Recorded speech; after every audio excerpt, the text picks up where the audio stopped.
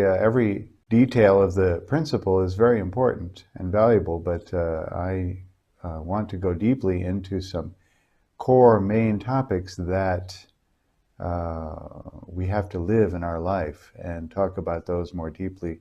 And the other parts you should read about in the book and know where they're at because they're important. But yeah. So to talk about today is the first of the three blessings. We're going to talk about being fruitful. And the question then is, what does it mean to be fruitful, of course? We know that basically the idea of being fruitful is that we need to grow and resemble God, right? That's the basic idea. That's the general basic idea, resemble God.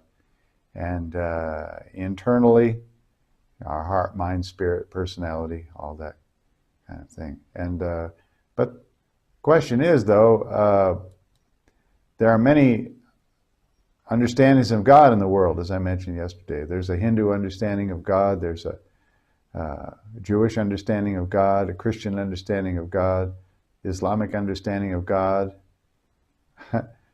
There's a unificationist understanding of God. You know, there's so many understandings of God. So what we have to deal with, if we're going to resemble God, is we have to understand as clearly as we can what God is and who God is. Otherwise, how can we resemble Him? It's right, common sense. We have to deal with this. So there are three topics I'm going to talk about today. One is what God is, and the second is what God is not. This is very important because the world has many wrong concepts about God, and it has great consequences for all of us. And the third topic we're going to talk about today is mind-body unity. And I'm going to be trying to deal with the big question, which is, what is it? Because it's not that simple to answer that question. What is it? Okay, so we're going to look at what God is, first of all. And to do this, as I mentioned yesterday also, there's two ways to approach this. When you talk to your friends on the campus who are scientific-minded, even the scientific-minded people, the chemists, the biologists, the physicists, and so on, they will often say to you, and even the philosophers, you know, show me God. Where's God? There's no God. I don't see any God. And what they're referring to is empirical evidence. Empirical evidence means how big is God? What's his address? You know, what's his Facebook page? What's his phone number? You know, what color hair does he have? Does he wear glasses? That's empirical evidence. Things you can touch, feel, verify, measure, and experiment with. Well, there never will be any empirical evidence of God because God doesn't have a form. Even in the spirit world, Father said God doesn't have a form. Even you go there, you don't see him. He has to use the form of someone else. An angel, now he uses the body of Father, right? That's his form in the spirit world. And before that, he used the body of Jesus. And so he doesn't have a form. That was the whole idea. He wanted to create human beings to be his form so that he could experience the love and the magic of the physical universe in terms of love and joy and happiness, and as well as the spiritual universe after we die and go to the spirit world. And so that's the whole idea. He created us to be his body or form. And Jesus called himself the temple of God. That's the whole idea. It's not just for him, of course, it's for all of us. So, but rationalism, you know, we talk about rationalism in the conclusion of our workshops as bad and, you know, evil, but that's because it's taken atheistically. But generally speaking, rationalism is a form of scientific scientific reasoning that is valid. I mean, if you throw God out of it, okay, then you say, well, You know, if we can't prove anything, even logically and rationally, we can't believe in it. That's what the rationalists did after the Renaissance. But rationalism in itself is not good or bad. It's a way of approaching knowledge and understanding. So by rational arguments, we can know a lot of things. The social sciences, the behavioral sciences, so on. They psychology, sociology, and other sciences, they use rational arguments, deductive reasoning all the time. It's a totally accepted form of reasoning. That's why the Kane type of rationalism after the Renaissance was so hot and very popular, because it's a legitimate form of knowledge. We can prove things by reason, by deductive reasoning. So we can stand on rational arguments in the principle. We can know God rationally, logically, by deductive reasoning. It's totally legitimate. And we can stand on that. And any person in the world of science can agree with that. We just have to make it clear to them, excuse me, sir, we're not talking about empirical evidence here. We're talking about rational evidence here. Logical, empirical, not empirical, rational, logical, deductive reasoning. And that's legitimate. Always legitimate. I'd just like to throw this slide in here. This is from Unification Thought, you might know, and I just like this. It's not really part of the lecture, and it seems strange to diagram God, you know, but it has meaning. It has value, I think.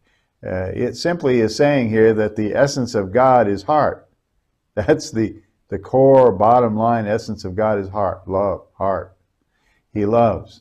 And that's his impulse and his impetus and his motivation for thinking as he thinks, for coming up with dreams and visions and goals and laws and rules and concepts and you know, designs and emotion, will and intellect. All these things come out of his love. They're based in his love. That's the point. Not based in his mind, based here in the heart. So an Adamic human being, which we haven't seen any yet except Jesus and true parents, Adamic human beings are based in the heart. They understand everything, but their fundamental core essence, motivation, and purpose and everything is in the heart. That's like God. And the intellect is secondary. That's where it's expressed. And then, of course, the purple band around the outside is the will of God. In other words, how he manifests that in his creation, you know, through his energy. So anyway, it's just a logical thing. I'm half German. I like this kind of stuff. And if you're a kind of rational person, it's has some value, I think. So, from observation and deduction, what can we know about God? This is what we're going to talk about first. What can we know about God? Well, we have the standard thing from the Divine Principle book. We start with that, right? We have everything in nature seems to have an internal aspect and an external aspect. We know that. So, you know, you cannot hide your internal. It's apparent for everyone to see. You might think you're hiding your emotions, but anybody who knows you at all they know what's going on inside of you. They know you're hurting. They know you're up to something. They can see it. You can't really hide it. Even your handwriting in an American court of law could send you to prison for life. You can't hide these things, you know, your expression. So we understand that. That's logical. So the point there is that we can experience or understand something about God's internal from the external. By the way, it's not just cause and effect. You know, that's really not the whole reason why deductive reasoning is the sound scientific approach. Not just cause and effect. The key is that the effect resembles the cause. That's the key. The effect always resembles the cause. If you're playing pool on a pool table and you hit the white ball, the cue ball, with the stick.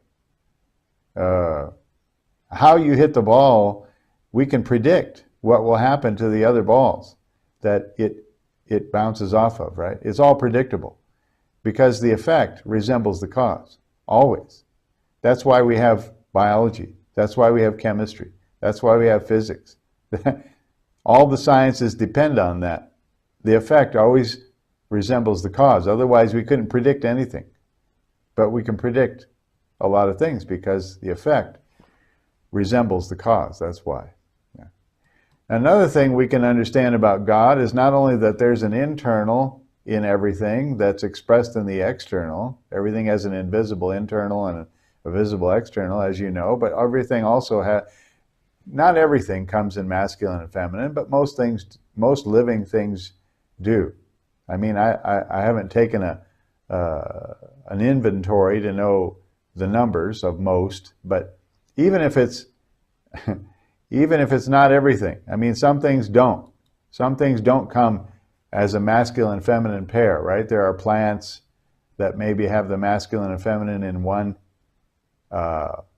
plant, or there may be species that don't have a masculine and feminine of some kind in nature. There may be some exceptions, and the homosexual community jumps on these exceptions and they make a big deal about it. But that's nonsense, because you know the point is that masculine feminine pairs is common in the creation, common. Therefore, because it's common, we can say that, you know, the designer, the origin of that masculine feminine pair that we observe in nature the origin must have that masculinity and also must have that femininity, because it's common. It's not an exception. There's not one or two things that are masculine and feminine. There's lots.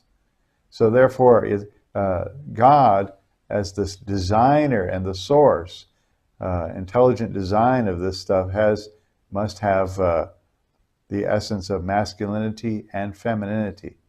That's because it's common. So we can say that God has those two aspects. But let's go beyond. These two aspects of God are spoken about in the Divine Principle book. But what else can we know about God? There are a lot of things we can know about God. We need to know this God very well if we're going to resemble God. I mean, that's not enough. I mean, come on. And Father talked about all these things. I'm not making anything up here. So, for example, we could also deductively, reasonably, rationally understand that God must be harmonious. Well, what evidence might there be in nature or creation that God must be harmonious? Is there any reason why I could say that? Rational, deductive reason? Well, yes, there is. Because we can see, you know, in this underwater picture that the fish and the plants and all the creatures are living together harmoniously, and there are countless examples of this kind of thing. But even beyond that, okay, yeah, we can say that actually the universe is not explosive. The universe is not conflicted. The universe is in a kind of harmony. I mean, that's why we want to go out in nature. That's why we want to go out to the ocean, to walk in the woods, to climb the mountains, because there's a harmony in nature and we're all attracted to it. Even the humanist, atheistic people will tell you that. That's their God. That's their church. They like to go into nature. Why is that? Because it's harmonious and it feels good. So there's no argument there. Nature is harmonious. So therefore, from a deductive reasoning point of view, we can say because the effect resembles the cause, then the designer, the creator of this masterpiece that we live in, must also be harmonious, cannot be chaotic. The universe is not chaotic. It's not. Another thing we could understand about God by deductive reasoning, by looking at the universe around us, is that God must be balanced. What evidence might there be that God must be balanced? How could we make such a claim that God must be balanced, the designer of this universe? Well, If you think about it, if you have a chemical imbalance in your system, what do we say about ourselves when we have a chemical imbalance? We say that we're sick, right? What if we have an emotional imbalance in our being? What do we say about ourselves? We're sick, right? Emotionally imbalanced. What if we have a psychological imbalance in our system?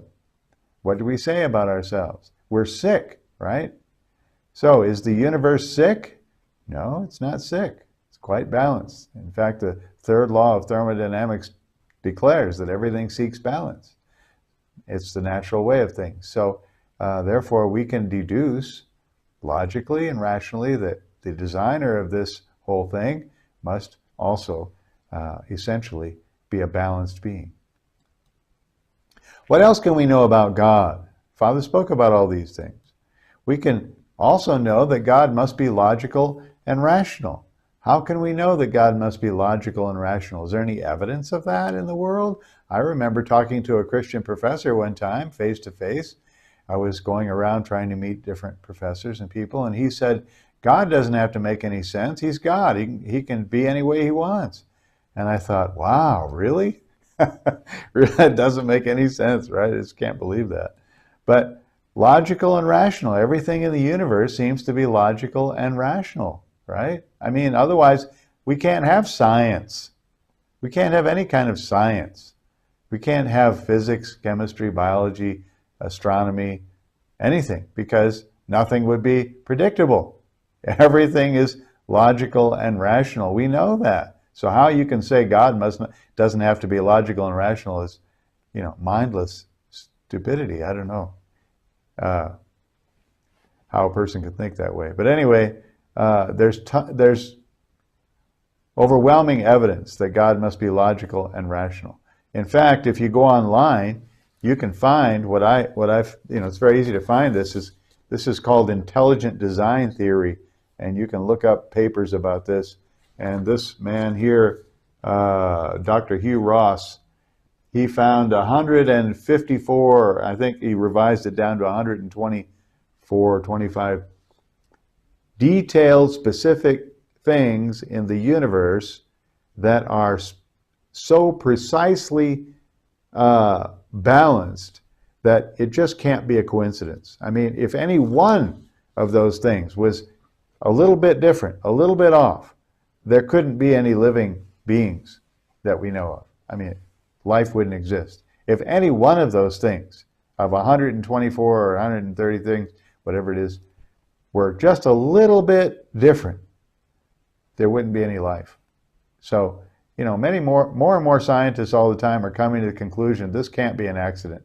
This cannot be accidental random mutations here. It's too much design is involved. Too much design. Look at crystals, DNA. It's all predictable. Another thing we can learn about God is that he must be scientific and mathematical. Is there any evidence of that? Is that wishful thinking? Is there any evidence to point to that the God might be a mathematical God? Well, if you think about it, just everything that we can point to, except the internal things like love and emotion, any material thing we can point to can be described in a mathematical equation. It's just unbelievable if you think about it. I mean, I'm not obsessed with math. I like math. Always did well in math, and it's enjoyable, but I didn't want to go too far with it. But the point is, God seems to be just so obsessed with mathematical formulas and equations that everything in the universe can be expressed in a mathematical equation. It's just unbelievable. It's unbelievable. He's just so mathematical. I mean, phew, it makes you dizzy. But that's his nature. That's his nature. There's no way that things could be reduced to mathematical formulas if it wasn't part of the conception from the beginning. It was designed that way. It's not an accident. It doesn't. We don't reverse engineer this stuff. Yeah. For example, here's this shell. You know, somebody cut this beautiful shell in half. These shells are everywhere, right, in the ocean. I look at that shell and I thought to myself, you know, this is like God just kind of waving to us, you know, waving at us in my mind. Because look at this. This is a complex geometric algorithm here. I mean, it would take a computer and a 3D printer to create this kind of thing. I mean, it's a simple formula, actually, mathematically, but, you know, this is not an example of random accidental mutations. It's not. It's not. Everybody knows that. I went on the internet and I went to 3 different websites to see what the atheistic, agnostic, you know, scientific-minded people think about this. See what they think about this, who don't believe in God. And all 3 websites said the same thing. They said, well, this is an example of the natural processes of evolution with geometry applied to it. And I thought, well, so what's the next question here we should be asking? I mean, where did the geometry come from? I mean, did this little creature that lived in this shell know geometry? I mean, somebody knew geometry. Even they know that. They know that. They admit that. They just don't want to say G-O-D. No, they don't want to say the G-O-D word, that's all. They admit that. This has geometry. Where did it come from? They just don't want to say it. I think this has got, there's a lot of things like this that are geometrical in nature. What else can we know about God? I mean, we're supposed to resemble God. We better know what God is like. He happens to be creative, right? God, what now? How can we, what evidence might we be able to point to that God might be creative? You know, there's a famous school in the United States, in Michigan. There are a lot of famous schools, but it's called the Michigan Institute of Technology. And they focus on science and physics and math and all that, computer science. And they, like many schools, are working on robotics. They're trying to develop something that would be their contribution to robots, you know, coming. And so they worked for 10 years researching the hand. They want to develop the hand for the robot. You know, they wanted to make a hand that's better than the human hand for the robot, right? They worked on it for 10 years. Do you know what their conclusion was? Their conclusion was the human hand cannot be improved upon. Can you believe that? There's no way to improve on the design of the human hand. I mean, wow. That's an incredible statement. That's an incredible statement. There's no way to improve on the human hand. It's perfect. I mean, is that random accidental mutations there? I mean, come on. God is creative. There's evidence of God's creativity, right? So much evidence of God's creativity. Look at the symmetry, the color, the balance, the harmony, all the aspects of art and design are right there. I mean, how can we miss it? And you just got to be spiritually numb to not see it, right? Design. God is creative. Wow, God's a creative God. You know, I mean, we don't need to have all these kinds of creatures. You know, 2 or 3 birds is enough. You know, 4 or 5 insects, you know, 3 or 4 fish, it's enough.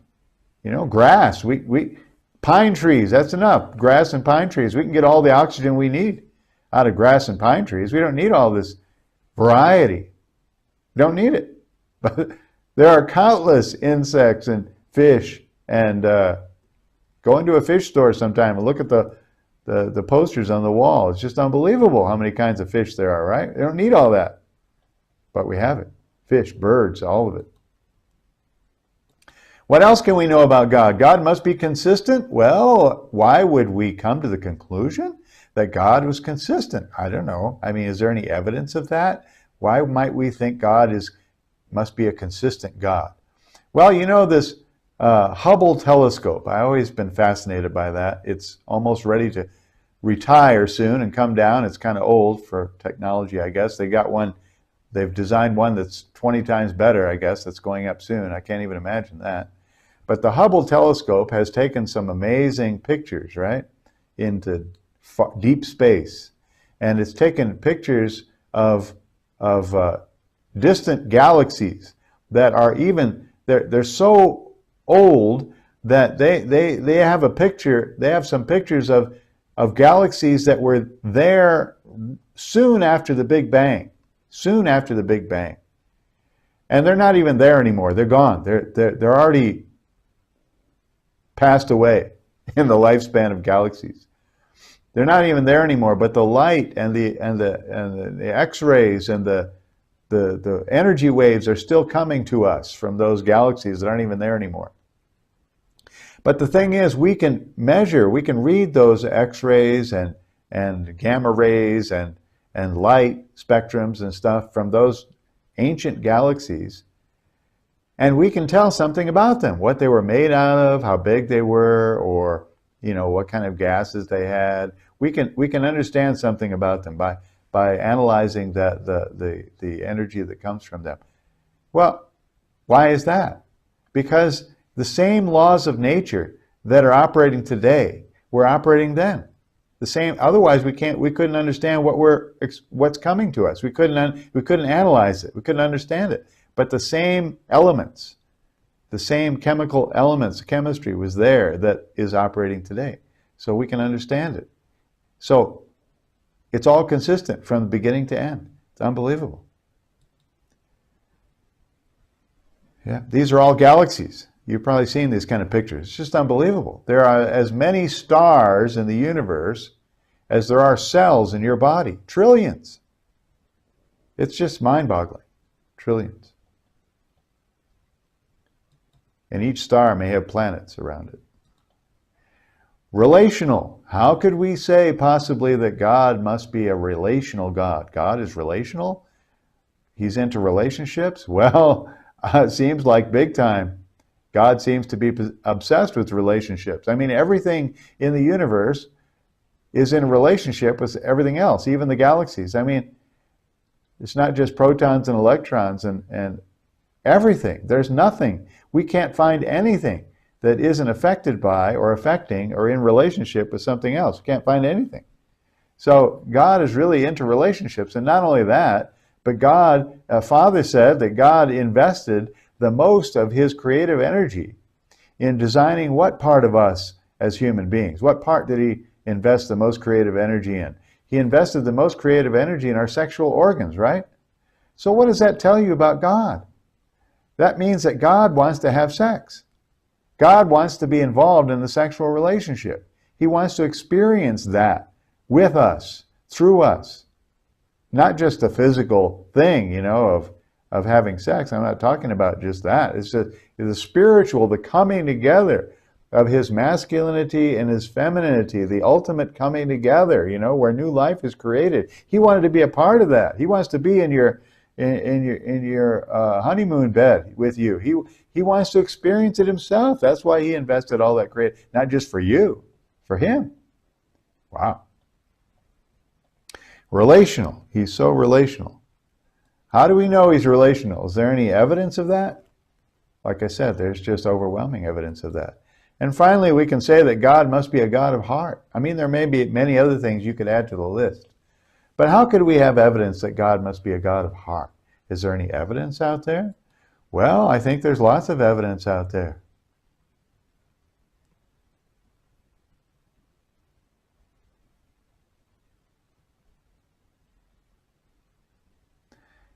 I was an industrial design major in college, and that particular field is half involved in the world of art and design and creativity, and half involved in the world of engineering. How do you make things? What processes and materials? And so I got to know a little bit the world of engineering and the world of art, people. And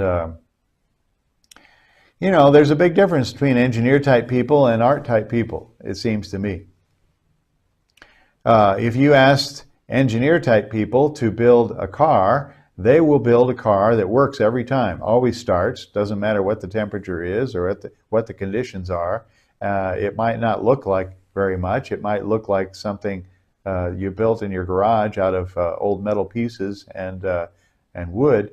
You know, it probably won't be pretty, but it'll work. It'll get you where you want to go. An engineer can make that.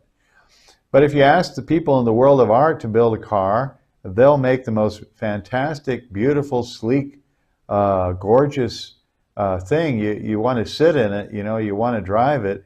It's awesome. Some Lamborghini or some Porsche or whatever. It may not run, it may not start.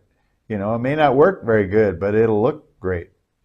So it seems to me that, you know, we can look around at nature and we can see so much evidence of beauty.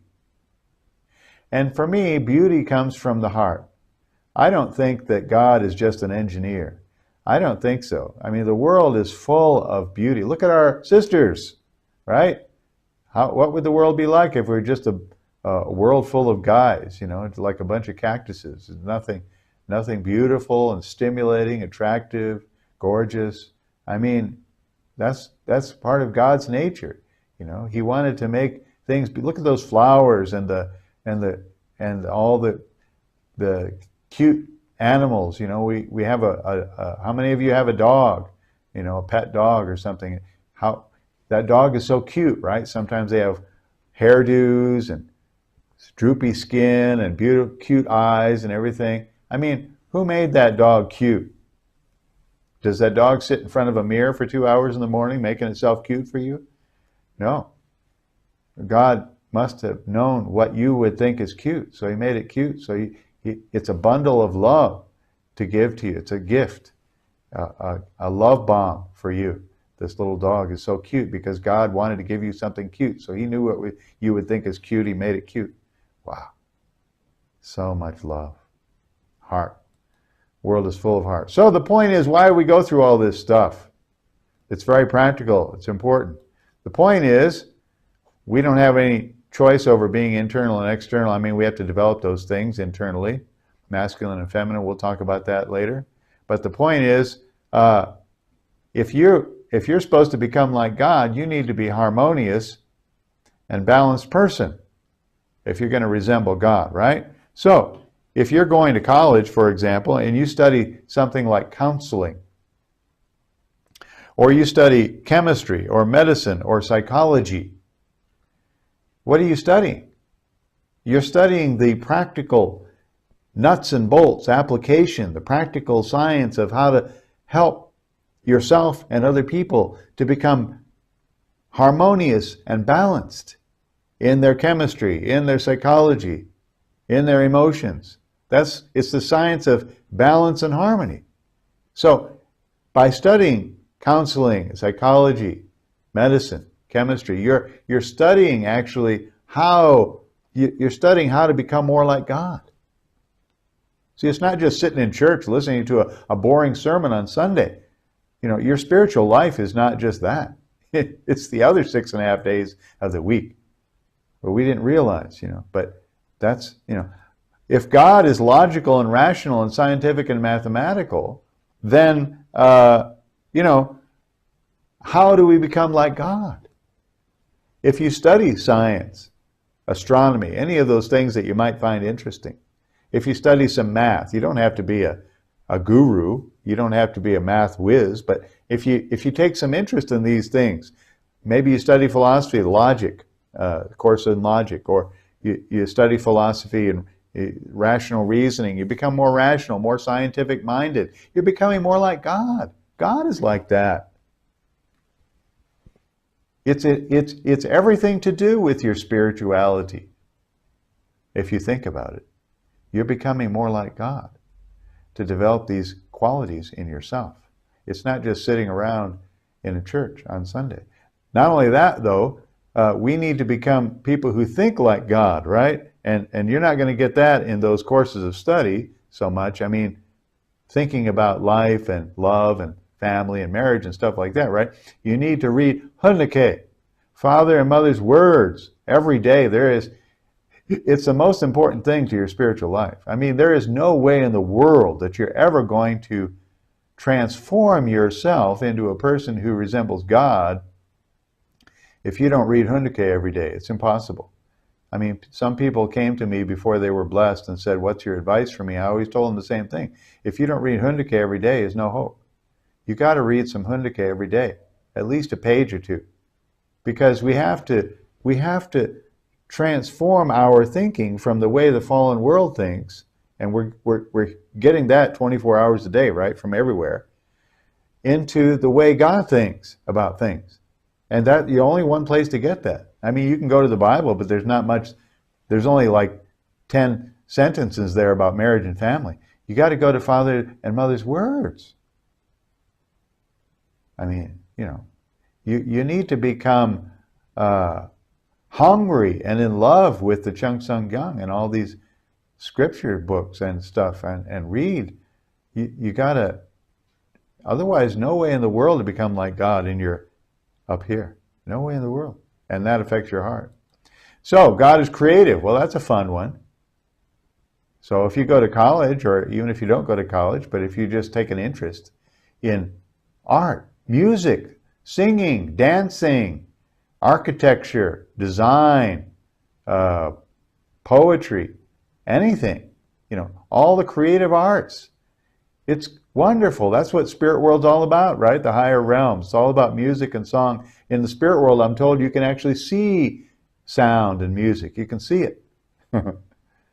So, you know, to develop your creativity in any way, shape, or form, maybe you want to be a writer, whatever it is.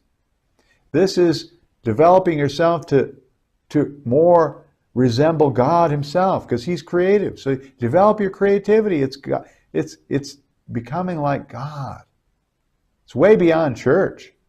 You know, church is a small thing in your spiritual life, actually. It's not the big thing. It's a small thing. Should be. So if God is consistent, how can we become more consistent? Well, if you study psychology, for example, or if you're interested in it, read a few books about it, that kind of thing. You don't have to go to college. Then you're training yourself, you're learning about things, the nuts and bolts practical application of how to become more like God. Because he's consistent. His creation is consistent. If we're inconsistent, not consistent, then we're not resembling God. So we need to develop that in ourselves. How about relational? Well, that's a big one. If you study management, some people go to school and they study business management. They might think it's a dry old business course and nothing to do with my spiritual life. It has everything to do with your spiritual life. You know, political science, international relations, counseling, sociology. It's all about relations, right? God is relational. He's the master of making relationships. And we have to become too. So if we learn about these things, political science, international relations, counseling, sociology, we're learning about the nuts and bolts practical application of building relationships. And we also have to have the proper value system to build relationships, right? Because you don't want to relate to somebody who's a jerk and they're dishonest and a thief and you can't trust them at any time. I mean, you don't want to build a relationship with a person who has poor values, right? So values is everything. That's where your religious life can come in to help. And Father said, live for the sake of others. That's fundamental to building relationships, right? And finally, heart. God's a God of heart. So how can we more resemble God? Of course, we need to go through the course of developing our sensitivity, our awareness, love. Father said there's no textbook for love. I mean, school. I mean, we have to learn it by life. That's why we have a physical life, to develop our love. And so, but anyway, the point is, maybe you find good books about it. Besides True Parents books, I mean, it's got all you need to know, but there are other great people who say things that are more practical, perhaps, or detailed about how to make a good practical relationship, listening skills, communication skills, stuff like that. You know, doesn't hurt. It's great stuff. And we need to build and deep in our heart. That's what it's all about, so we can resemble God, right? Okay, so we're going to move on now and talk about what God is not, because this is a big, critical, important topic. And so we're going to focus on that for a few minutes, not too long.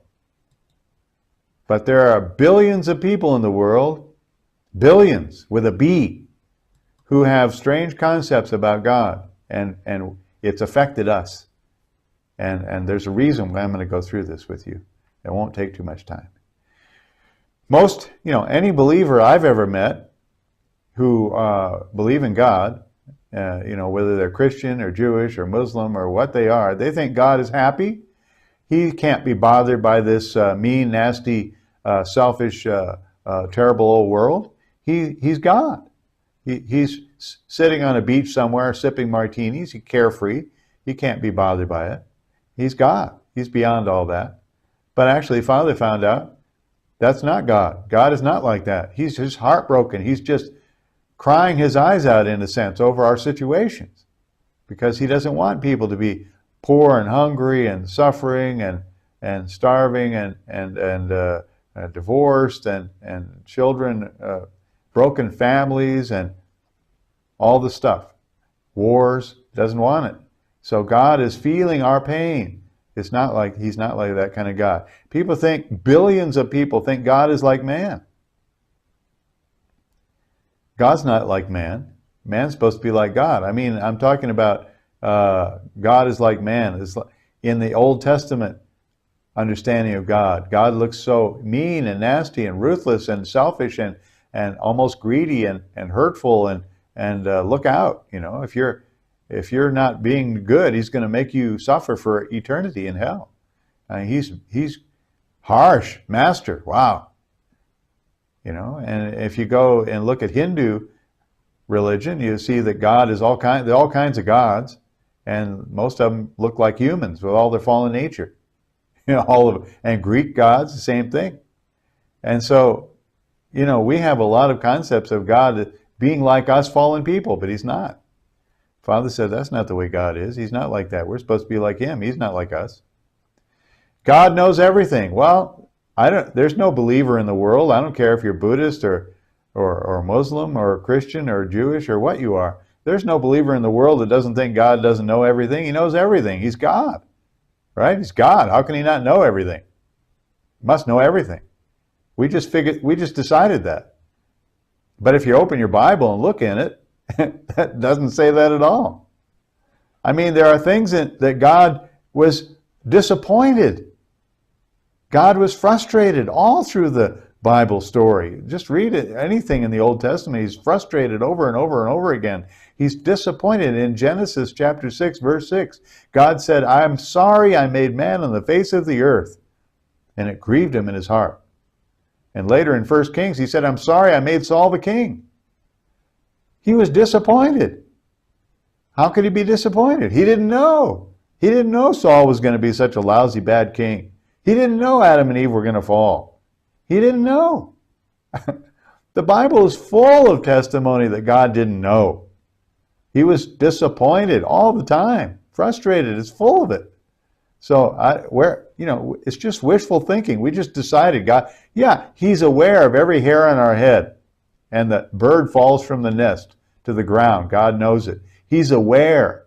That passage says that God is aware of every hair on your head. He knows the bird falls from the nest. Does he pick up the bird and put it back in the nest? No. Does he comb your hair? No. He's just aware. He doesn't know everything. He doesn't, people think he knows that you're going to sneeze at 3:47 in the afternoon on January 14th of 2038. God already knows that. We just made this stuff up. There is nothing in the Bible to make us think that way. There's nothing there. Nothing to lead us to think like that. The Bible's full of stuff that contradicts that notion. Doesn't know everything. Doesn't want to know everything. He wants to have a spontaneous relationship with us. He wants us to surprise him with our love. He wants us to bring joy to him. He didn't make robots, finger puppets, He didn't make us like that. He doesn't want to know. He doesn't know. Father said he had no idea the fall was going to happen. He knows it could have happened, but he didn't know it's going to happen. God decides your destiny. Well, I'm not going to talk about that. You already know that. But billions of believers in different faith traditions, they all think God sends you to hell or heaven. Father said, no. No, he doesn't. You do. You send yourself wherever you go, right? You decide that. He doesn't decide that. Everybody thinks the other way. We're the only people who understand that kind of thing. God needs nothing. Well, there you go again. God needs nothing. How could God need anything? He's God. God needs something? How could it be? God needs something. He's God. If he wants something, he can have it, right? But God actually, Father said it's not true. God actually needs something. What does he need? He needs an object for his love. He needs something to share his love with. Something like himself. That's why he made us. He needs a love partner. That's why he's been suffering all these millions of years of restoration history, because he has no choice. Because he can never be happy without his love partner, and he's going to fight as long as it takes to bring us back home. He's stuck. He's a victim of his own love. He can't be happy without us. He needs us. He needs each person. He needs our love. Wow. God's in control. Well, this is a big one. This came out about 40 years ago. I remember when Christians started saying this, God's in control. And, you know, don't get me wrong. There's a way that it could be correctly stated. I mean, you sometimes hear our own church members and our own church leaders say this kind of thing, God's in control. So you don't need to attack people or say, oh, Reverend Hendricks said, that's not true. I mean, there's a way it could be true, but most people, the overwhelming majority of people who say God's in control, you know what they mean? Here's what they mean. They mean that, you know, if God didn't want my cat to go out and get run over by a truck yesterday in the street, well, if he didn't let it happen, or if he didn't make it happen, it wouldn't happen, because God is God. He's in control. You know, everything that happens must be his. He must be allowing it to happen, or he must be making it happen, because he's God. Well, you know, if that's the case, then all the evil, wicked, nasty, bad things that are going on in the world is God's fault. I mean, it just becomes crazy. It just becomes absolutely ridiculous. It's just mindless stupidity, right? Nothing makes sense if that's true. Nothing makes sense. You don't need Satan anymore. God is evil. You know, he's allowing all this suffering to happen, or he's making it happen. It just becomes crazy. God's all-powerful. Well, of course God's all-powerful. He's God, right? He made the whole universe. He must be all-powerful. But Father said, actually, that's not the God he knows. Actually, God's kind of weak. You know, because he doesn't have a body. He doesn't have a form to work through. Father said that God's deepest heartache and anguish is that he couldn't teach and raise up Adam and Eve by himself. Why not? Because he didn't have a mouth and a body to do it through. He had to work through this angel who was not even perfect yet. He had to entrust his first children to this imperfect angel because he couldn't do it himself. What about the guy laying in the street? He's starving, he's sick, he needs medicine. Why doesn't God fix him? Why doesn't God pick him up? If he cares about him so much, why doesn't he do something about it? He's trying to inspire you to go pick him up and do something about it. Because he can't. I mean, he can do miracles, so-called miracles. I mean, I think God smiles at the word miracles. It's nothing unnatural. It's just the application of spiritual laws that we don't recognize yet. We don't not aware of. But the point is, God is depending on us. There's a partnership, and you know, he is limited. He limited himself. He limited himself by giving us a portion of responsibility to become like him, creators, co-creators, and love, you know, small gods ourselves. So he limited himself by his heart, because he needs us to be love people ourselves that can love him back. So he has decided to withhold some of his ability to control everything, gave control to us even though we're not worthy of it. God needs blood. Oh, here we go. I understand what St. Paul said. There's no forgiveness of sin without the shedding of blood. I understand that. But, Christian people have taken this too far, way too far. I mean, when St. Paul said that, what he was doing is he was looking in the rear view mirror. Like in your car, up in the windshield, there's a rear view mirror. You're looking behind you. So his statement is absolutely correct. If Jesus hadn't died on the cross and given his blood on the cross for us, we wouldn't have any forgiveness of sins. I understand that. But we took it too absolutely, even contradicts the Bible. The Bible says in Hebrew,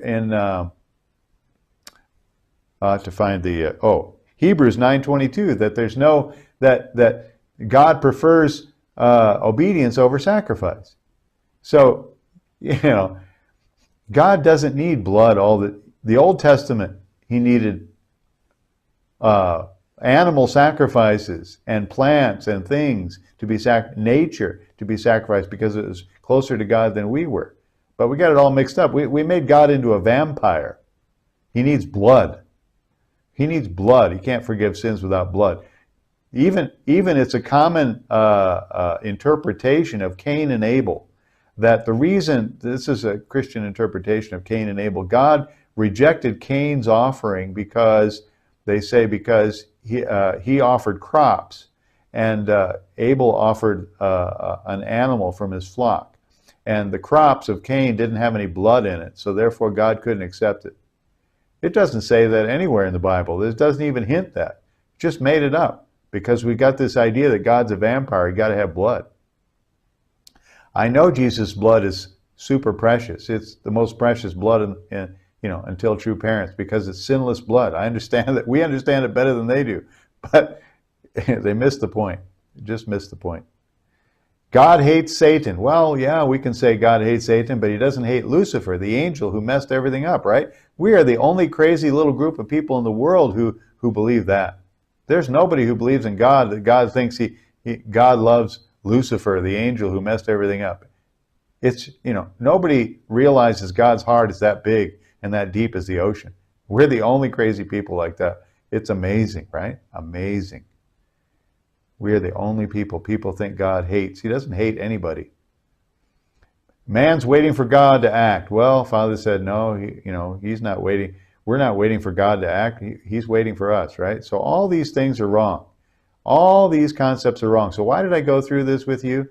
One simple reason. Four reasons, actually. First reason is, this is one reason that the religious world cannot unite. We have all these different concepts of God. God is something different for all the different faith traditions. And so they can't come together because their idea of God is different. Your God is not the same as my God. It's one big reason why the traditional religions could not go very far with social change. Religions commonly try to change society, right? Try to make a better world, but they can't do it, never have done it. The world's just as bad as it ever was. And the reason is because they're trying to operate with the concept of a God that doesn't exist. That's why. So, because we're operating based on a crystal clear understanding of the real living God, then whatever efforts you make in your life, providentially, will continue forever. They will be permanent. They will have permanent effect. You can have confidence in that because you're operating you're operating in relationship with a God that really exists and the laws and principles that really exist. It's an incredibly important, powerful thing. If you don't learn anything else here, this is a big thing to learn. Third reason, some religious people have a hard time understanding the divine principle. I try to teach ministers and Christian people many times the principle, and the reason that they have such a hard time understanding the principle, they can't even hear it because they're choking on these other things. God's all powerful, God's in control, God, He knows everything, and they're choking on these things so they can't even hear the principle. You got to clear these other concepts out of the way before they can even hear it. It's a really big problem. And finally, it helps us to understand that Father, his discoveries and teachings are so astronomically revolutionary, great. It's just mind-boggling, mind-boggling. Any one of those realizations, understandings of God is going to change the face of humanity in the future generations. Any one of those things. And yet Father gave us Jesus said, God's our Father who art in heaven. God bless him. That changed the definition of God for all humanity. He was the first and only person to say that. Got him killed. But, Father's redefined God in many, many ways. Many ways, right? Not only one way. So, the point of these first two sections is, who might be relating more with the real living God? The guy sitting in church with his face in the Bible, memorizing every scripture passage, but can't love anybody, and, hasn't really developed himself. He's just into his religious life. Or the person who's not necessarily so religious, but he's out there, he's developing his creativity, his ability to make relationship, his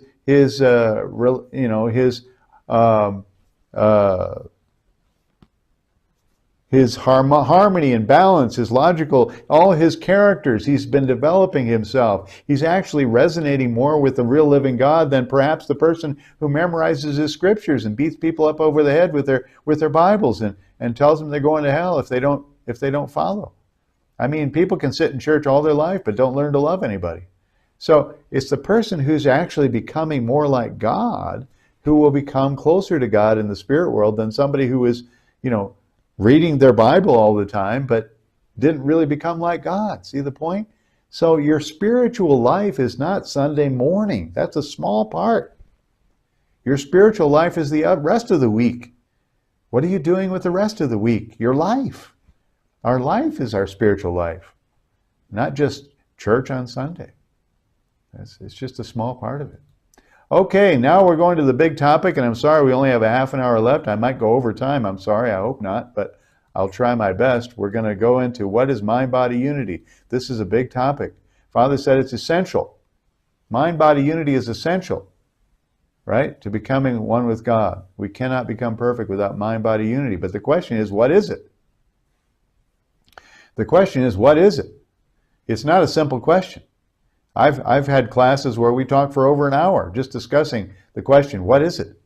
What is mind-body unity? Because commonly, traditionally, we always said, well, the body is not cooperating with my mind. I want to get up early and I want to read Hundake and I want to go out and take the dog for a walk, but I'm lazy, I'm tired, my body doesn't want to cooperate. And we've talked, we just thought and excused ourselves with that kind of definition. But we're going to see that really isn't, it's not the right way to think. So Father actually did not clearly define at all what mind-body unity is. He talked about it a lot, but he never really explained what it is. And this bothered me since I joined the church 43 years ago. It really, what is it? And I heard many, many famous lecturers talk about mind-body unity, and every explanation they gave, I just felt, it's not right. I mean, I could always shoot holes in all of their explanations and explain and think to myself, that's not, I could always find contrary examples to whatever they were saying, and I was never satisfied at all. So I felt like this is such an important area, such an important topic, according to Father. We need some clarification on this. So when I was in Korea recently for a few years, I went to seminary over there again, second time, and I developed this topic, and I read everything I could find that Father said about mind-body unity, and I read it over and over and over and over and over again, and I studied it, and I just dug into it. I did all the homework, and I came to realizations, and I wrote this stuff up, and I showed my professors at the seminary in Chungpyeong there, and they were so impressed by it, they said, why don't you submit this to the Unification Thought Institute? They have a once-a-year symposium, and they bring together scholars, and they talk about topics. So I did, and we polished it up and refined it and developed it some more and kind of perfected it, and they were they asked me to be their keynote speaker, 2 or 3 years ago in Japan. They had their symposium, and and I was bumped because the other person who was supposed to evaluate my presentation was late to the seminar because we had snow. But anyway, I mean, that's what they thought of it. They were really impressed by this explanation of mind, body, unity. So that's what I'm going to present to you now, okay? And I think it's well reasoned out, and I've had a lot of response like that about it. So what is mind, body, unity? Okay, so traditionally, this is what we've been saying. The mind says yes, but the body says no. It just doesn't cooperate, you know? But if you think about it, the question is, does your arm have a mind of its own? Does your foot have a mind of its own? Does your leg have a mind of its own? You know, let's say your wife, she loves you dearly, and she's worked 2 or 3 hours in the kitchen. You're a construction worker. You're making houses or roads or working hard all day, digging in the dirt. And she knows you're going to come home tired, and she loves you, and she makes this fantastic dinner, and she's put all her heart into it. She's got the best stuff. She's put the candles on the table, and you walk in the door, you're dead tired, and she says, "Honey, welcome home. Are you hungry?" And he says, "Oh, I'm starving. I've had such a hard day. Oh, it smells so good." So he goes upstairs and he cleans up, and he comes back down to the dinner table, and it's all set up, right, with the candlelight and everything. And he sits there, and she starts to eat, after they pray. And after about 20 minutes, she says, "Aren't you going to eat? I thought you were starving." Yeah, but my arm just won't pick up the chopsticks. Darn arm, what's wrong with it? Is that our life experience? I mean, how could we drive a car if our body has a mind of its own? How could we walk? How could we ride a bicycle? This is not our experience. What's Father talking about here? Mind, body, unity. What's he talking about here? Is he talking about the brain and the flesh? Well, these people have, been the masters at trying to dominate the body, and they've tried to do that by rejecting all physical things, all desires, ambitions, passions, money, love, family, marriage, children, ambition, everything, just denying their humanity to, find some kind of nirvana. But, Father explained that's not mind-body unity at all. That's completely opposite of what mind-body unity is from God's point of view. God wants us to be fully human, completely fully human, 100% human. Bring out the best of all of our qualities, not deny them and push them down and become unhuman. That's not the idea. Here's what the divine principle says. We read the principle so many times in Changpyang, and so we had time to notice these things. You just race through it a few times, you don't notice things. But here's what principle says on page 45. Just as every part of the body spontaneously moves in response to the subtle directions of the mind. And on the same page it says the body cannot act apart from its relationship with the mind. See, there's nothing, your body is, from a electrochemical point of view, your body's doing everything your mind tells it to do. Your body can't do anything that your mind doesn't tell it to do. And here on page 167, because the body is the substantial object partner to the mind, resembles the mind, and acts in oneness with the mind. It may be understood to be the mind's second self, but it is not the mind itself. And here's what Father said about it. What is the center of a person's body? It is the mind. The body revolves around the mind and moves according to its commands. When the mind directs the body to go east, it must do so. And likewise, in the opposite direction. The body cannot move at its own whims and fancies. So what do we, isn't it clear that we've been kind of going down the wrong road with this thing? I understand that we are lazy. I understand we don't want to get up early in the morning and cut the grass or take the dog for a walk and do hundake or do the things we should do. I understand that. But the problem is up here. The problem is the problem is not my arm, my leg. So here's what Unification Thought says. Unification Thought book, the original book. There's been some other books that say the same thing, but this is what it makes it clear in the first version. There's the spirit man and the physical man. Then there's the spiritual body and the physical body, and there's the spirit mind and the physical mind, right? The spirit mind controls the spiritual body, which is the spiritual man. And the physical mind controls the physical body, which is the physical man. This is Unification Thought. So where is mind-body unity happening in us? Where is it happening? It's happening right here in the middle, between the spiritual mind and the physical mind. That's where it's happening. That's where mind-body unity is happening, between the spirit mind and the physical mind. The physical mind's dealing with my physical self, and the spiritual mind's dealing with my spiritual self. It's not completely thorough there, but that's the point, right? Between these minds. But how many minds do we have? Have you ever thought about it? We have multiple minds. You have a spirit mind, you have a physical mind, you have an original mind, you have a fallen mind, you have a conscience, you have an instinctual mind. So, which mind are we responding to at any point in time in our life? Which mind are we listening to?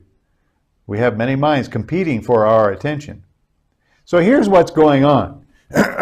We have a spiritual mind, and we have a physical mind.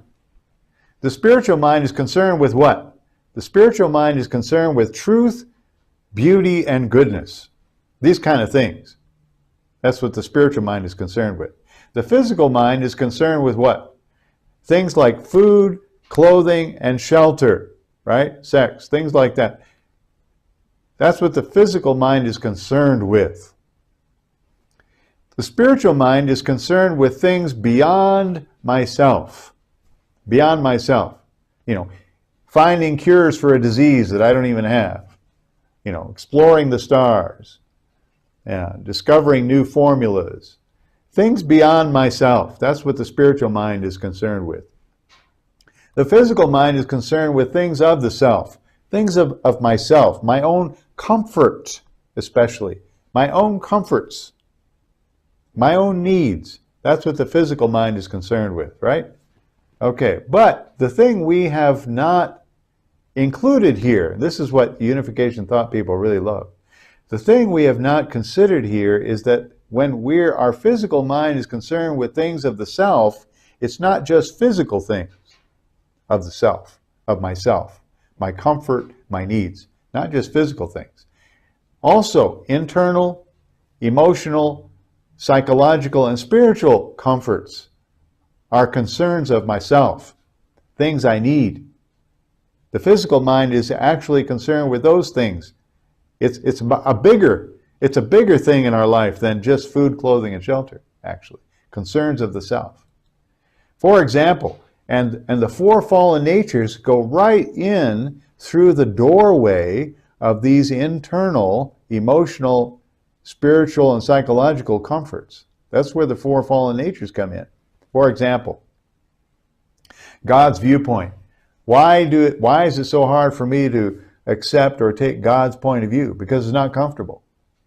Supposed to love everybody in the world. Supposed to love that guy over there, that jerk, that pain in the butt guy. I have to love him? I don't think so. And God's going to fix everything. I don't need to do anything. It's comfortable. It's intellectually, internally, psychologically, emotionally, spiritually comfort. It's hard to take and find God's point of view because true love is not comfortable sometimes. How about leaving our position? It's very obvious, right?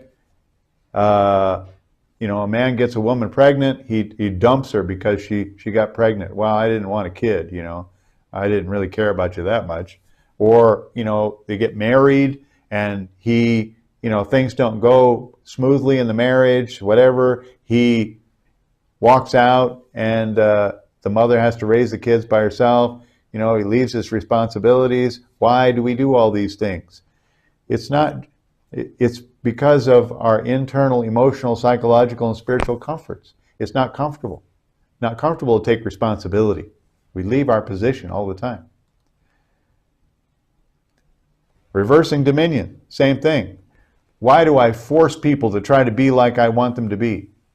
Because that's what's comfortable for me. For me to be comfortable, for me to be happy, you have to conform to me. You have to like what I like. You have to think the way I think. You have to do what I think you should do. You have to be the kind of person I think is right. Otherwise, I'm not happy. I can't be happy. And so we're suffering from internal, emotional, psychological, and spiritual comforts. It's not comfortable to live with different kinds of people. So we try to dominate them by coercion, even terrorism, forcibly manipulate people, and multiplying evil. Obviously, we need, everybody's doing it. I mean, all the kids at school are doing it, and the guy down the street, he said it was okay, and Satan looks at us and says, "Look, they're worse than me." It's comforting for him to associate and make other people the same, and relieves his conscience portion of responsibility. Well, everybody's like that, and let's make everybody like that so I don't feel so guilty. Let's make other people do it too. Multiplying evil. It all goes in through that. And not only that, but our ancestors have the same problem. They did for millions of years, thousands, hundreds of thousands of generations, right? And they carrying all this experience of being driven by their physical mind over their spiritual mind to try to fulfill themselves at the expense of others, take care of the concerns of the self, which is not just food, clothing, shelter, and sex, but also internal, emotional, psychological, and spiritual comforts. That they're living their life that way. So it's all about me and what I need, and and don't try to make me stretch me, and live in my comfort zone in my little cave. And so we have zillions of ancestors like this that we're dragging around who lived a self-centered life because they were putting their physical mind's desires above their spiritual mind's desires. So that's what was happening. For example, I don't want this baby. Or, I hate crowds. Or, I can't stand to be told no. Or, I need many lovers. Or, I blame others for everything. It's your fault. I'm not happy because of you. I divorced my husband for his bad habits. I take the easy way in life. So here's another way to look at this. We have the spiritual mind and we have the physical mind. The spiritual mind is like sung-song, right? Internal and visible. The physical mind is also part of our mind, but it's dealing with me and including the body. So we call it Hyung-song, right? Concerns beyond the self for the spiritual mind, concerns of the self for the physical mind. But there's a yin and yang. There's a sung-song and hyung-song of each one of these now. The sung-song, spiritual mind, the sung-song expression of that is internal truth, conceptual beauty, and compassion beyond the self, internal concerns. The Hyung-song of this is expressions externally, goodness, good actions, express beauty, feed the hungry, help the poor, build highways. That's the expression of our spiritual mind. Hyung-song expression, outward expression. There's a There's a sung-song aspect of the physical mind.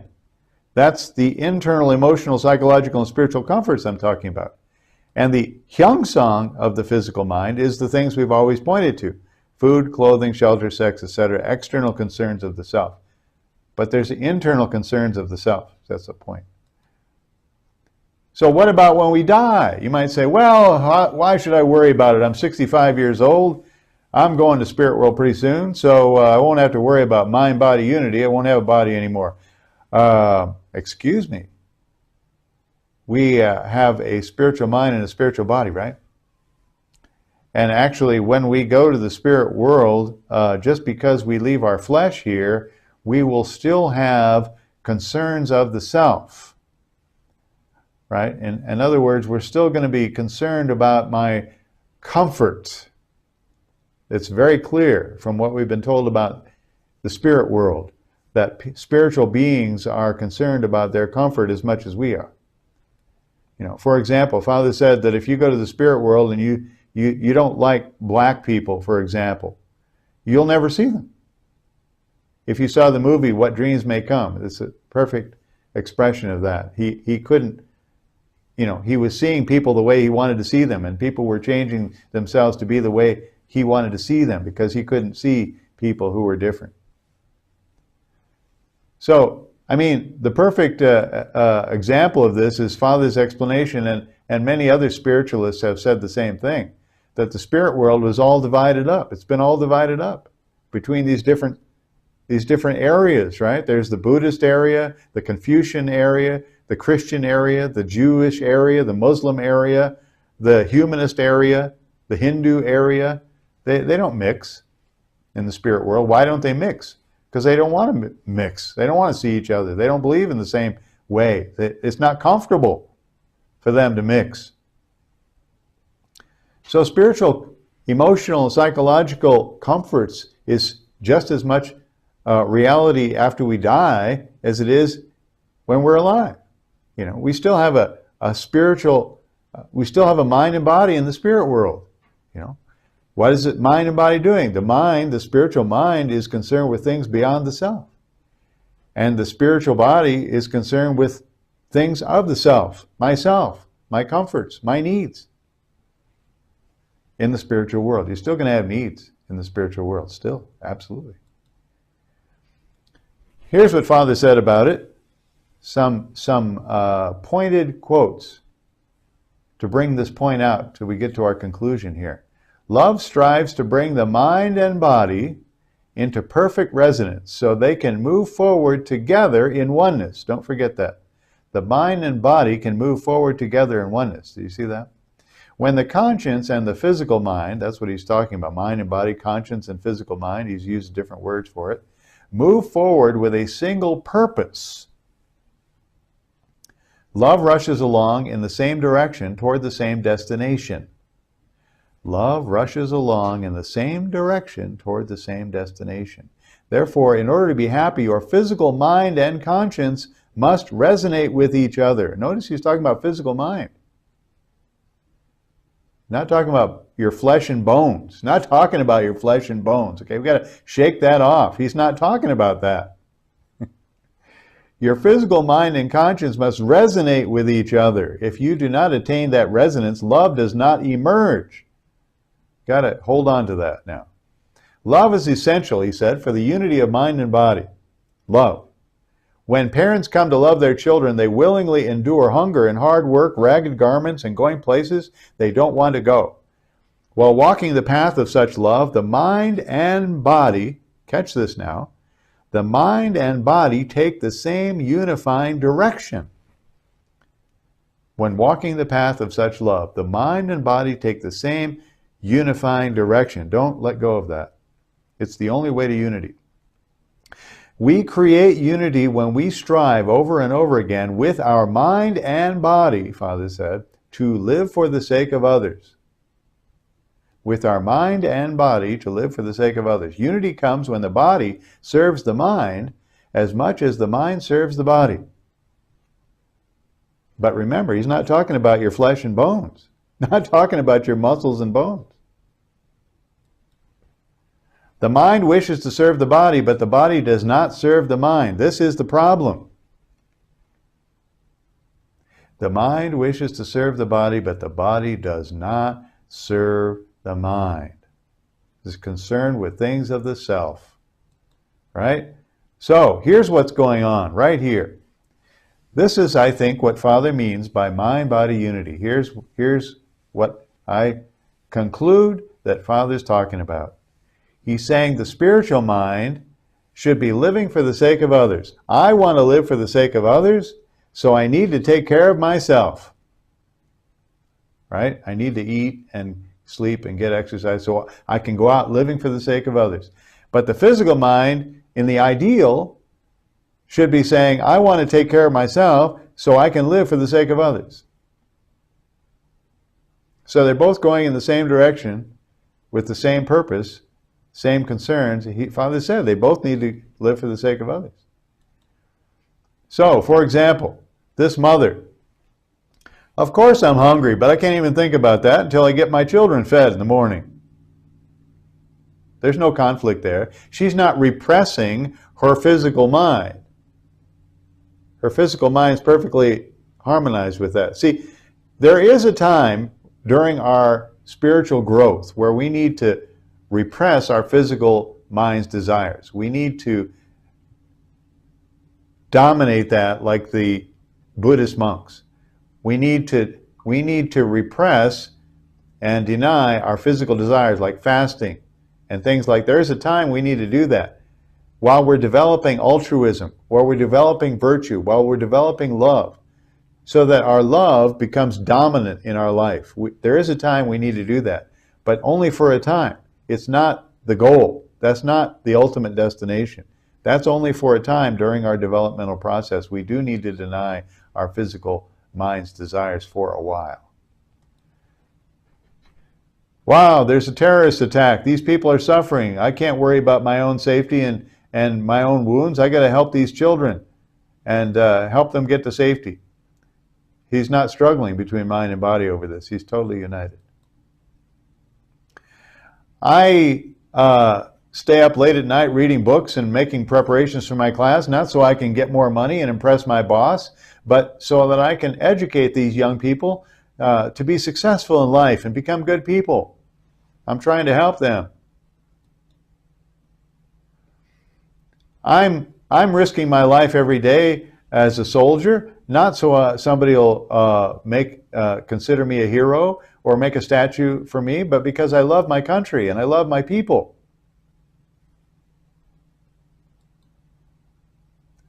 Yeah, I take care of myself. I eat well and I get exercise, not so I can get richer or impress somebody, but because I want to save one more life on the operating table.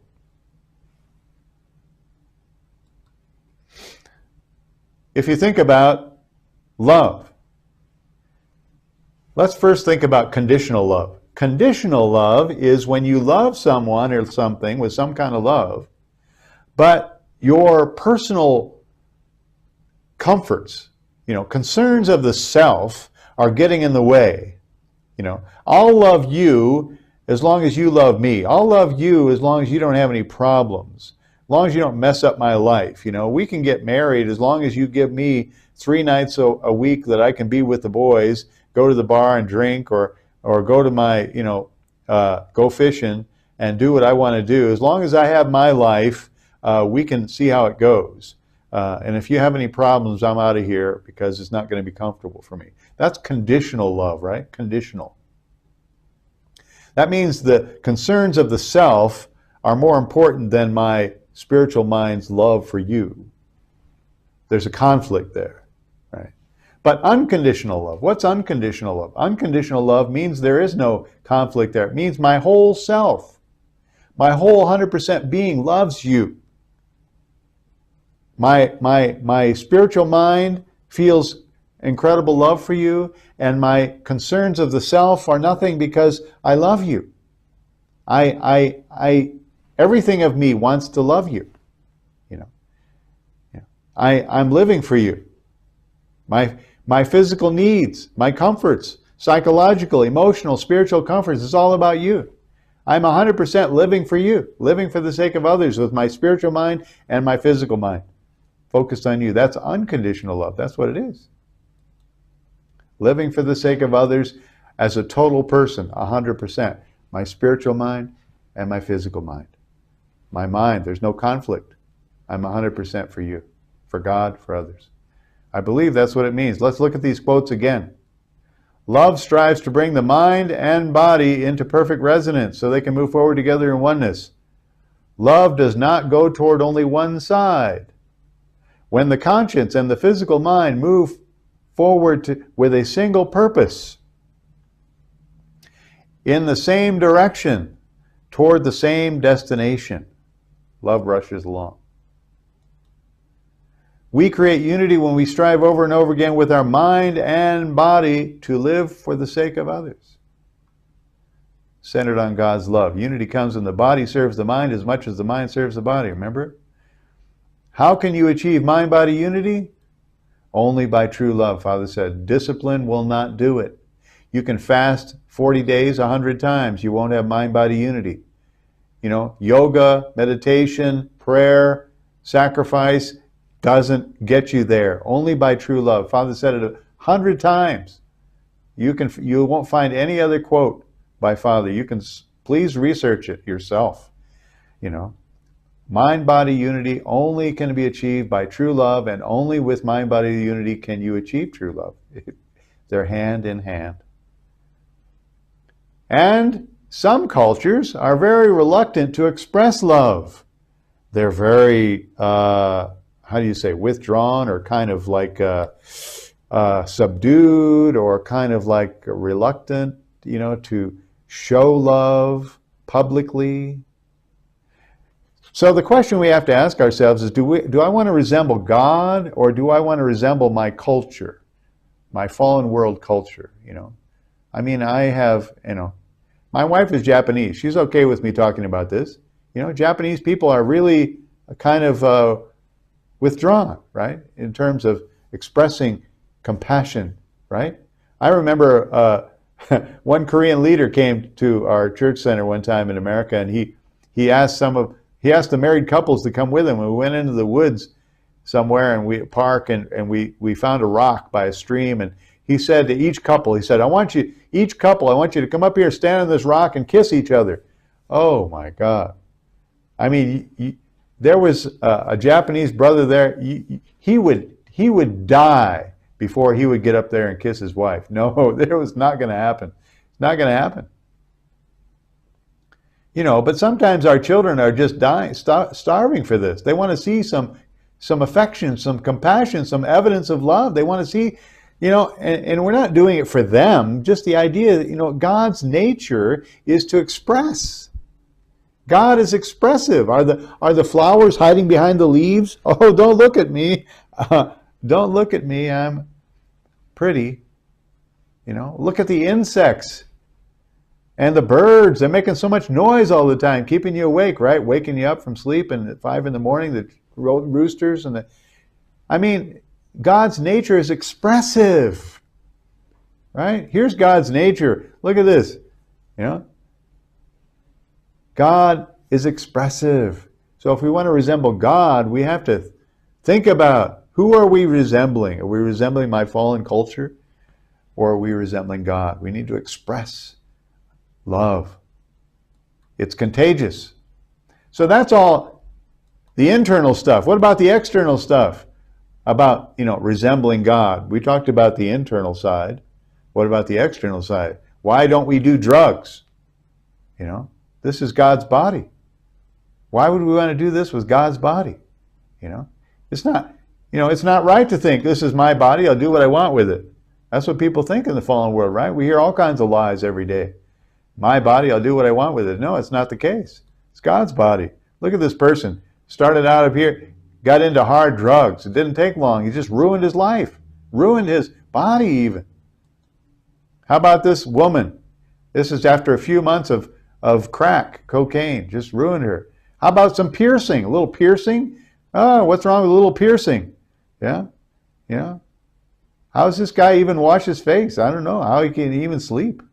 I don't know. What are we doing? What are we doing? What are we thinking? So we started out this lecture saying we need to do something, you know, the big R word, right? The R word starts with R. What is it? What do we need to do? We need to resemble.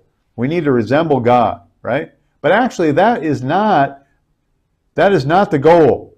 That is not the ultimate goal, resembling God. It's not really the ultimate goal. There's another R word that's the ultimate goal. It's another word starts with R. And if you're into music, especially, you'll know what this word is. There's another R word that is the ultimate goal. It's not just resembling God. No. We need to resonate with God. We need to have resonance with God. In other words, God and us need to resonate. We need to feel. Father said, I feel God in every cell of my body when he came out of Danbury prison. Jesus said, when you see me, you see the Father. We need to resonate with God, not just resemble him and then have an arm's length relationship with him. No, he wants to live in us. He wants to live in us and among us, not just resemble us at a distance. So, you know, many times we feel God is out there somewhere.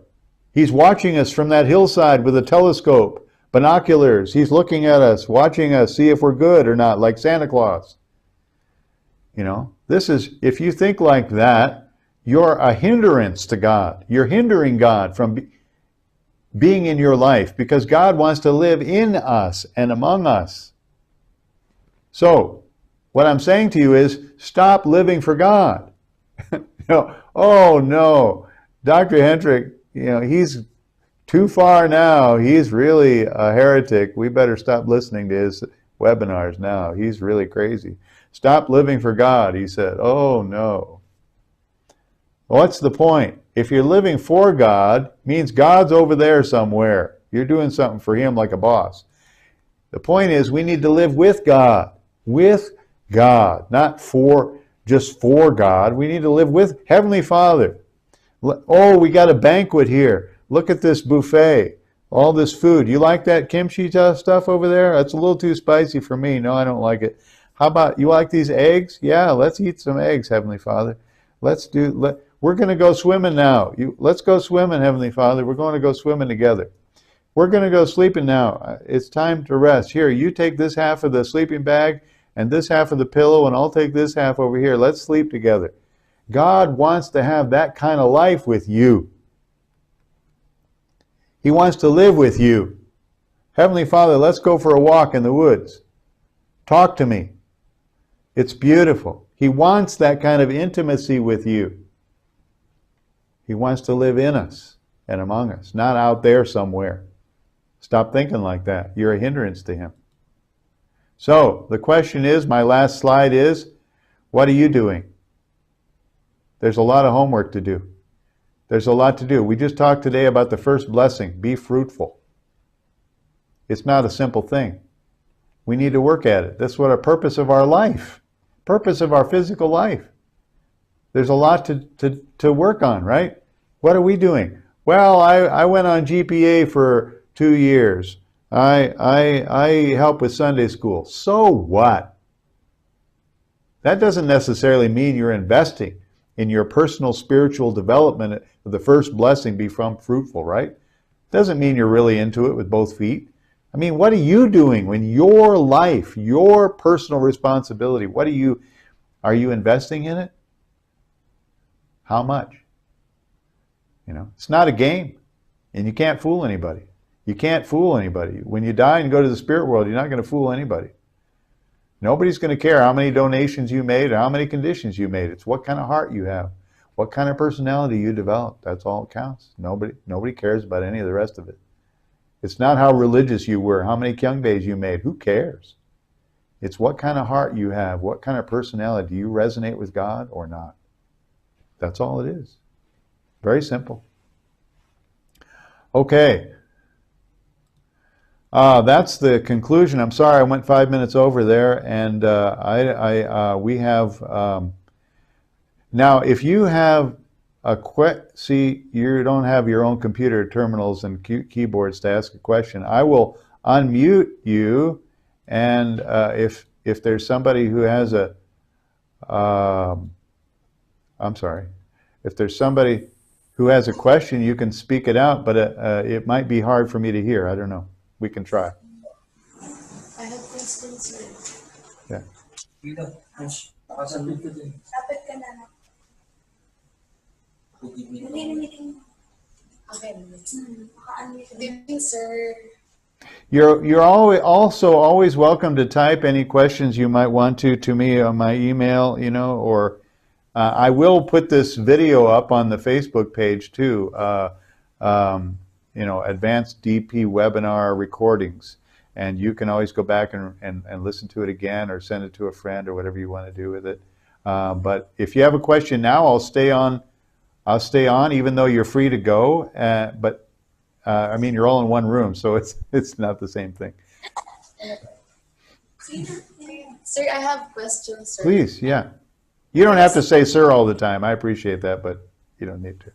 Yes, sir. My name is Nash. Hi. 20 years old. And my question is, everybody knows that, sir, everybody need to fulfill that great blessing. What if, sir, some members cannot understand the three great blessing, even though they already received the chapter 16, and they feel struggle, but they have this characteristic of God, or the resemblance of God. Is God still working to that person? Chapter 16 means what? The conclusion? They receive true parents, sir. Yeah. You know, fulfilling the three blessings is an eternal quest. I mean, sometimes we get stuck on the idea that we should become perfect before we're blessed, or by the time we're 23 years old, or something like that, because we heard that it's possible Adam and Eve should have become perfect by the time they were 23 or something like that, 25. The point is, 21, only Adam and Eve were in that situation before the fall. Father said, when I was with him in Belvedere in America in the 1970s, Father said that it's almost impossible for fallen people to become perfect in their physical lifetime, because there's so much fallen nature. We can't resolve it all. We can't restore it all in one lifetime. He said it's almost impossible. He said what is critically important that we do is not necessarily become perfect, is that we make a habit. He said we need to make a habit out of living a life of restoring our fallen nature and perfecting our love. That we have to make a habit out of that, so that when we die and go to the spirit world, we'll continue living that way, and we'll continue working on it. Because if we don't make a habit out of it in this life, then when we go to the spirit world, we're just gonna sit and do nothing, and we're not going to challenge ourselves, and we're not going to keep perfecting ourselves, because it's not a habit, and we'll just stay the way we are forever, because nothing will challenge us to get out of our comfort area in the spirit world. We don't have to, there's no challenges there to us. And so we can sit in our little bedroom, our little cave, and do what we do all day, every day, for the rest of eternity, because we don't have a habit of changing ourselves. So it's important to realize that this goal of perfecting ourselves, realizing the three blessings, is something we work on forever. You know, there's no end to it. Perfecting myself, we get to the point where we're resonating with God, but we're still growing even after that. And then the family level, the second blessing we're going to talk about tomorrow, is never ending. Our relatives, our children, we're always deepening our relationship with each other. And, so we shouldn't think, well, we didn't accomplish something at a certain time in our life. I mean, people are 80 years old and they're still in the formation stage of their spiritual development. And some people are 25 years old and they're in the top of the growth stage. It's all very relative. It doesn't matter how old we are. It doesn't matter whether we receive true parents. What does that mean? I mean, I thought I received true parents 43 years ago, but we're always still, we're going to be talking about this kind of thing more. But you know, there's no end to deeper and deeper understanding of God and true parents, of myself and perfection and the principle, and the discovery goes on and on and on and on. So it's never too late for anybody. Nobody should think they missed it. Nobody should think anything except, you know, getting busy. Because whatever age we are, we only have a limited time. I don't know if I'll be here tomorrow, and nobody else does either. We have to make every day count, you know, and try to grow every day. I don't know if I'm answering your question or not, but is that the kind of thing you're asking? I'm sorry. Yes, sir. That's, Yeah. yes, sir. Yes, sir. You answered my question, sir. Okay. If I don't, you know, if I don't quite get it, please type and, you know, send me an email. I'll try to do better. Sorry. Maybe because, sir, it's not I cannot totally understand the other parts, sir, because it's not totally detailed. Because you said, sir, you will give the other tomorrow and the next day, sir. Yeah, we'll be talking about these things more too. Someone else? Thank you, sir.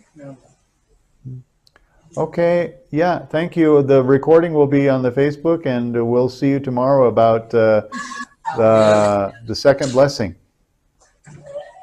So, hi, sir, good evening. Well, sir, I have one question. Yeah, My name is Madeline, by the way, sir. hi. About the part 1 and 2 of the lecture, Oh. about what God is and what God is not. From the past, maybe around 4 years of the DP lectures and DP talks that we have been, every time our lecturers, our elders have been telling us that God is omnipresent, omnipotent, and omniscient. And why? Just earlier, you told us that God is not all powerful, God is not in control all the time. Is the thought that God is omniscient, omnipotent, and omnipresent is wrong as well, or partly wrong, or partly correct? Well, you know, these terms are from traditional Christian thinking. And we can say those things to make a common base with our Christian brothers and sisters. And there's some sense that we can say, well, God can know. You know, it's really not even true. It's really not even true. I mean, God doesn't allow himself to know everything. He doesn't want to know everything. So it's really not correct to say God's omniscient in the sense that God knows everything in terms of the future. You know, this is just wrong thinking. It's all. There's no other way to say it. It's wrong. And we want to make a common base with Christianity. I know the Divine Principle book is written so that we can convince Christian people that the principle is true. So it's good to try to make a common base with them, but it's actually not true.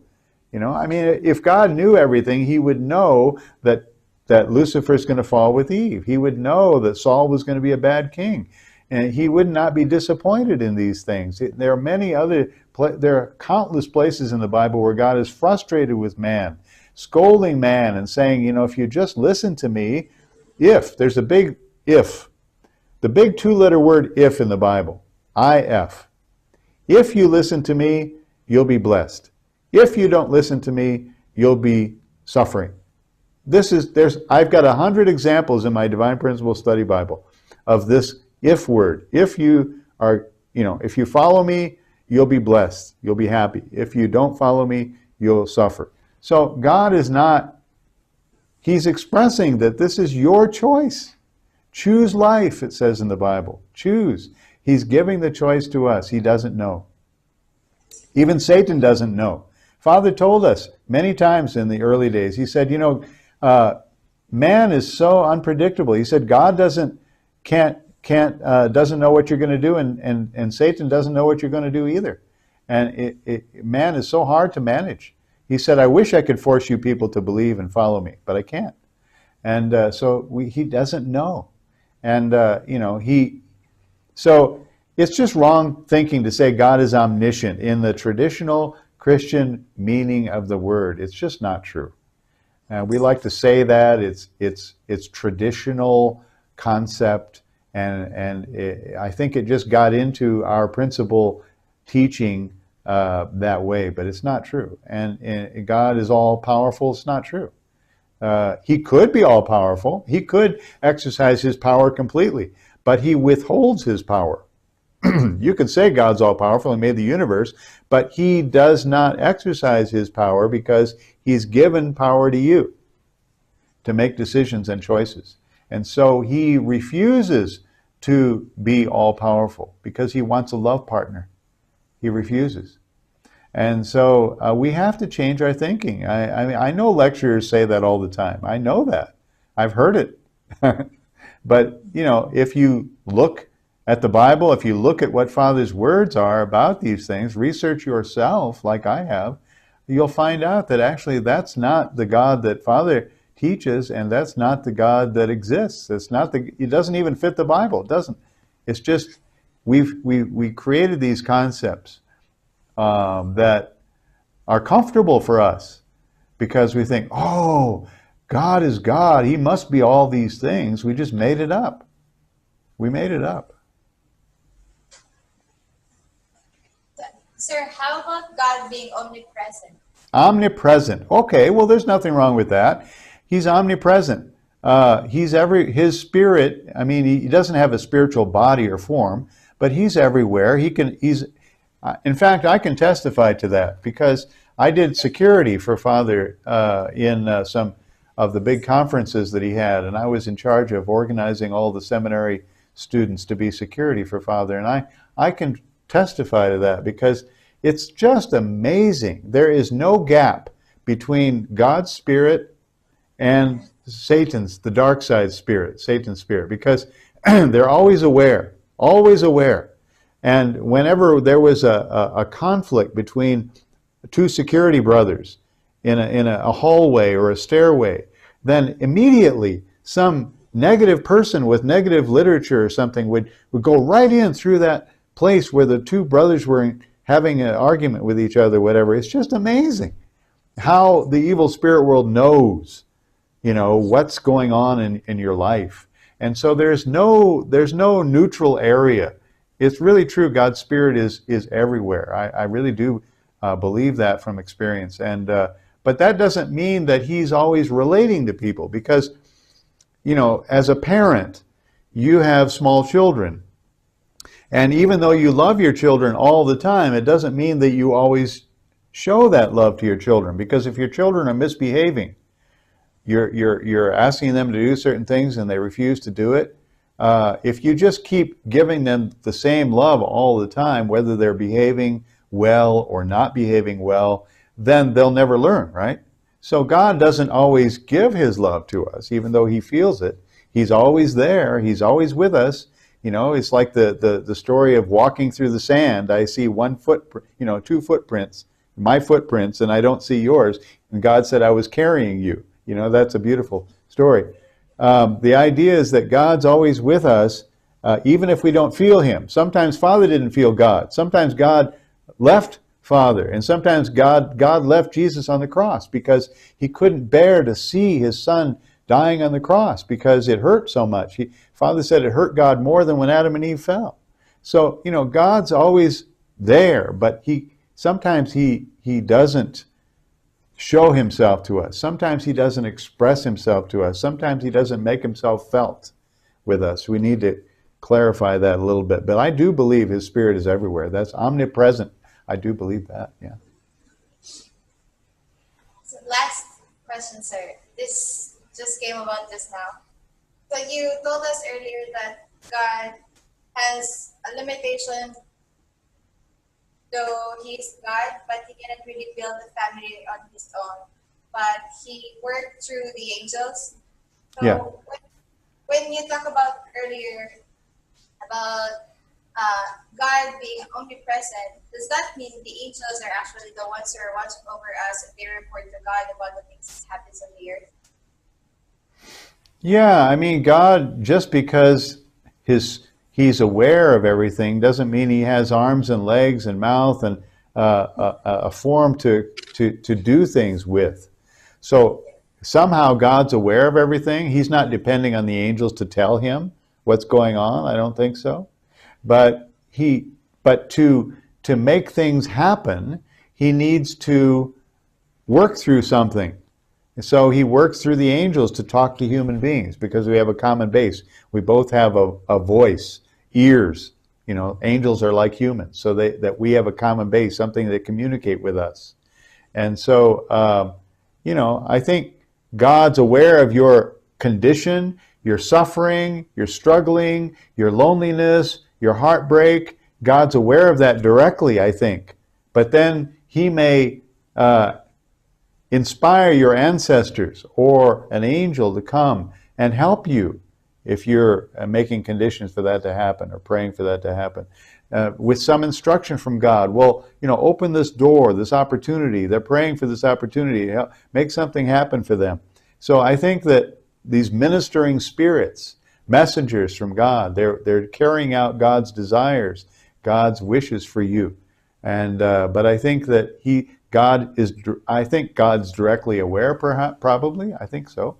But he doesn't have arms and legs to work through. That's why the fact that we have true parents now, father in the spirit world, mother here, when they're both in the spirit world, God, the whole game is completely changed. The whole history of humanity is completely changed because now God has a personal form, personal body to work through. It's not some imperfect being like an angel or an ancestor. It's no longer, in the first time in history, God has, after Jesus, but Father's on a higher level, Mother, that God has a perfected form to work through in relating to human beings. It changes everything, changes completely everything. So that's just amazing. Thank you very much. Yeah.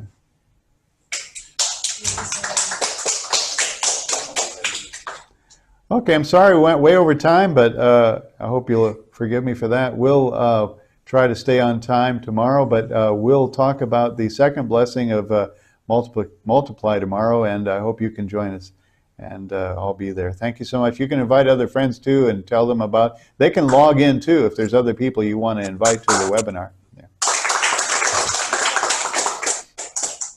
Bye-bye. Bye. And good morning.